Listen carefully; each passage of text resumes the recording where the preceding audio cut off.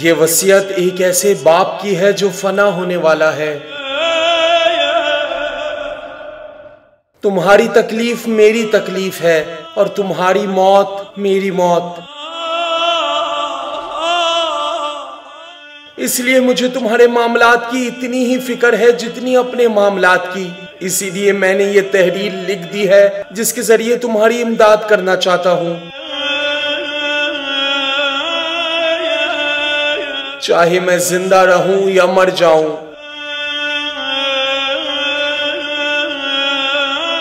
میں تم کو خوف خدا اور اس کے احکام کی پابندی کی وصیت کرتا ہوں۔ خبردار، آخرت کو دنیا کے عوض فروخت نہ کرنا۔ جن باتوں کو نہیں جانتے اس کے بارے میں بات نہ کرنا۔ نیکیوں کا حکم دیتے رہنا تاکہ اس کے اہل میں شمار ہو، اور برائیوں سے اپنے ہاتھ اور زبان کی طاقت سے منع کرتے رہنا۔ میری وصیت پر غور کرتے رہنا، اس سے پہلو بچا کر گزر نہ جانا کہ بہترین کلام وہی ہے جو فائدہ مند ہو۔ یقیناً نوجوان کا دل ایک خالی زمین کی طرح ہوتا ہے، جو چیز اس میں ڈال دی جائے اسے قبول کر لیتا ہے۔ لہٰذا میں نے چاہا تمہیں دل کے سخت ہونے اور عقل کے مشغول ہو جانے سے پہلے وصیت کر دوں۔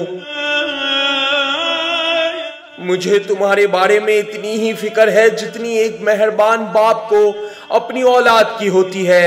میری وصیت کو سمجھو اور یہ جان لو کہ جو موت کا مالک ہے وہی زندگی کا مالک ہے، اور جو خالق ہے وہی موت دینے والا ہے۔ دیکھو، اپنے اور غیر کے درمیان میزان اپنے نفس کو قرار دو۔ دوسروں کے لیے وہی پسند کرو جو اپنے لیے پسند کر سکتے ہو، اور اس کے لیے بھی وہ بات پسند نہ کرو جو اپنے لیے پسند نہیں کرتے۔ کسی پر ظلم نہ کرنا کہ اپنے اوپر ظلم پسند نہیں کرتے، اور ہر ایک کے ساتھ نیکی کرنا جس طرح چاہتے ہو کہ سب تمہارے ساتھ نیک برتاؤ کریں۔ لوگوں کی اس بات سے راضی ہو جانا جس سے اپنی بات سے لوگوں کو راضی کرنا چاہتے ہو۔ بلا علم کوئی بات زبان سے جاری نہ کرنا، اگرچہ تمہارا علم بہت ہی کم ہے، اور کسی کے بارے میں وہ بات نہ کہنا جو اپنے بارے میں پسند نہ کرتے ہو۔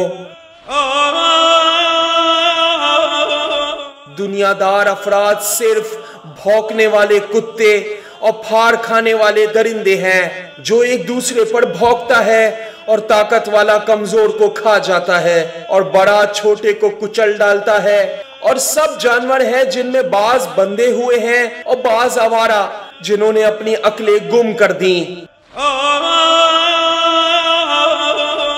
مال نہ باقی رہنے والا ہے اور نہ تم اس کے لیے باقی رہنے والے ہو۔